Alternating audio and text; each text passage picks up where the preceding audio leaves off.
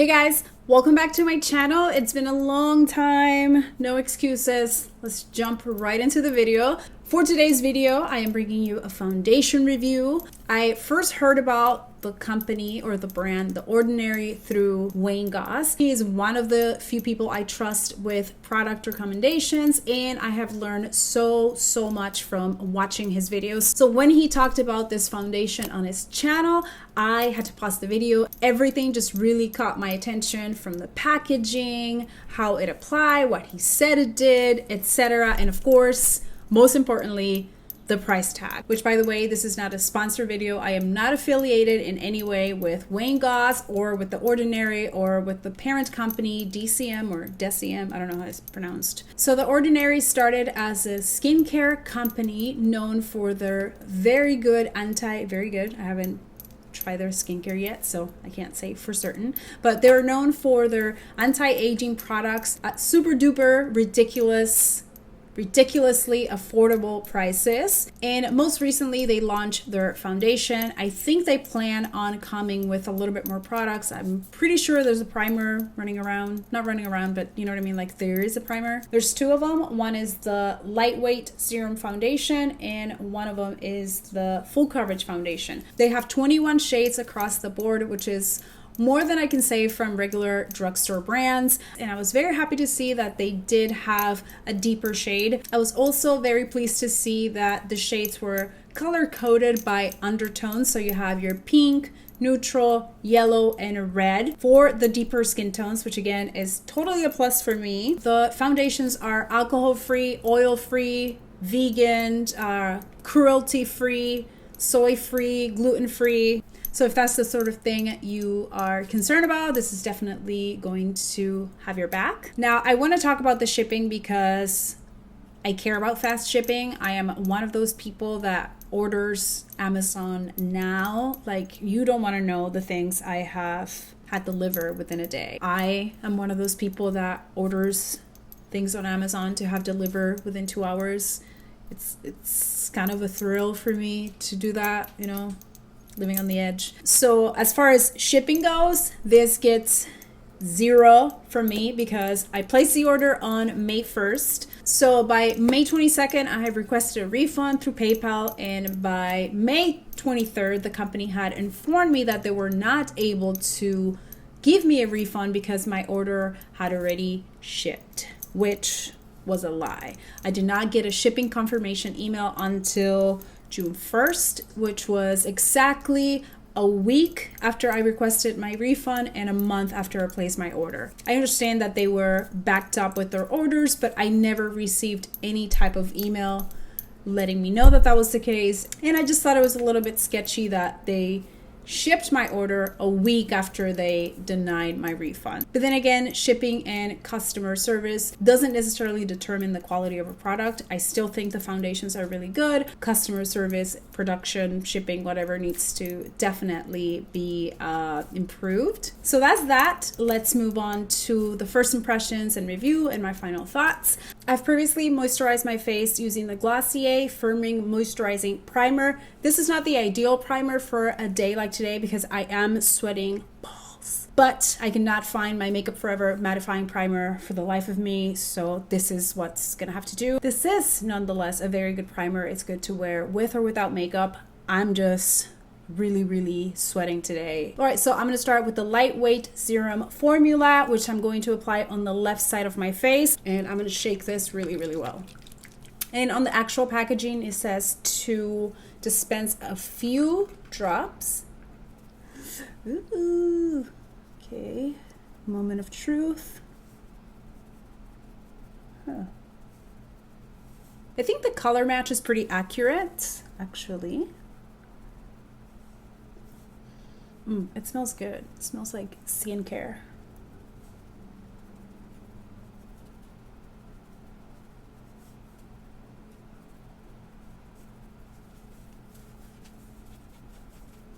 All right, so I'm going to zoom in so you guys can get a better idea of the finish and the texture, etc. So right off the bat, I can tell that it is very lightweight. I honestly feel like I'm not wearing anything. It's very flexible and comfortable.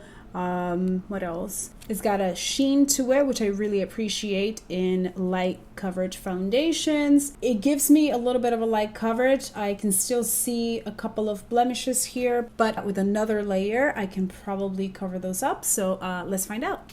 Okay, so I'm just going to do one more pump and add it to this area.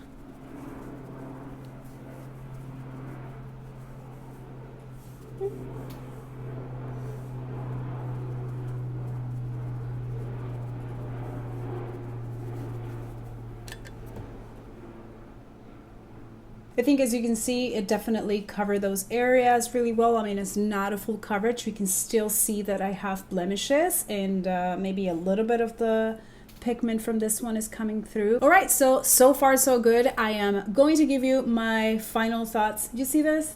It's a drop of sweat. Oh my gosh, should I just stop recording? It's only gonna get hotter. Do I just quit YouTube for the summer? All right, so we're gonna move on to the full coverage foundation, and at the end of the video, I'll give you my final thoughts on both of them. And again, I'm going to use a couple of drops on the back of my hand. Oh, and this one is also in the color 2.1 with yellow undertones, although it looks a little bit darker. Right, let me make sure. Yeah, 2.1.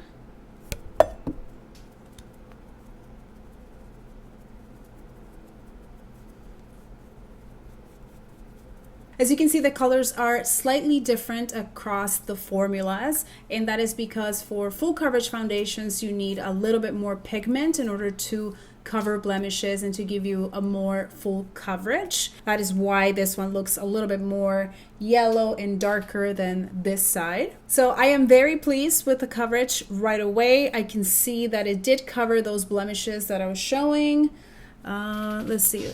And as far as cakiness goes, obviously I am sweating bullets right now, so that's mixing in with the foundation as I applied. And obviously I have a lot of texture around my cheeks and on my nose, so that's always going to be accentuated by full coverage foundations. My upper lips never sweat. This is apocalyptic. All right, so I finished my makeup off camera because otherwise I was gonna melt in front of your very eyes, and nobody wants to see that, right? All right, so let's jump into my final thoughts. I'm gonna start with the Serum Lightweight Foundation, which is the one I'm wearing on the left side of my face. When looking at lightweight / light coverage foundations, I'm looking for foundations that are going to adhere to the skin and show the skin through. And what I mean by that is that you're not going to see the products laying on top of the skin. You're not going to see any type of pores being pronounced by the foundation. And I also like for them to be flexible. I like them to move with my skin. I don't like to feel like I'm wearing makeup. The only problem that I have with the foundation is that it settles into my fine lines right off the bat. Usually every other foundation gives me about an hour or two before I start seeing it into these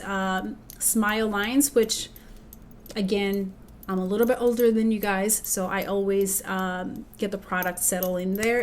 There's nothing I can really do unless I go and get it filled, which maybe someday I'll do. Another thing I want to point out with the lightweight serum is that the color match was definitely more accurate than with the full coverage foundation.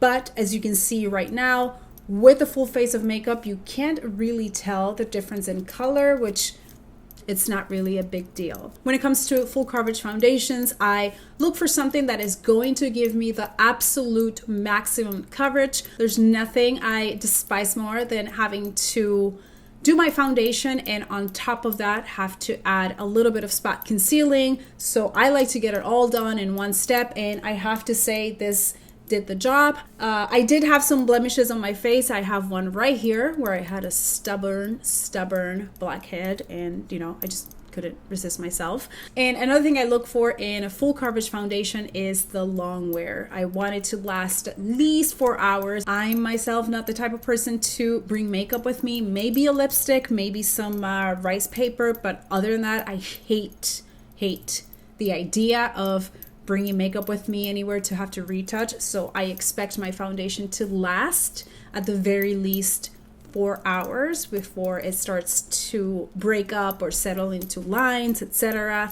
I can't tell you that for this one because it's barely been maybe 30 minutes since I applied it. You are able to see that it is settling in this line. That could be from the heat. I am currently very, very hot. It is like 90 degrees in LA today, and I cannot film with the fan on, and I have all these lights, so maybe that's altering a little bit the way the foundation wears. I mean, I can totally see how this side of my face is getting really oily, especially around the nose. Also, it's starting to break up on the side of my nose, which again, that could be because I'm filming in the heat. Finally, my final thoughts. If you can't put up with the long ass shipping, I definitely recommend them. For the price, they're really great. They feel very comfortable on the skin. I do plan to use them in a couple of tutorials, so I will let you know more as the weeks go by and I get more familiar with the products and I'm not in such a hurry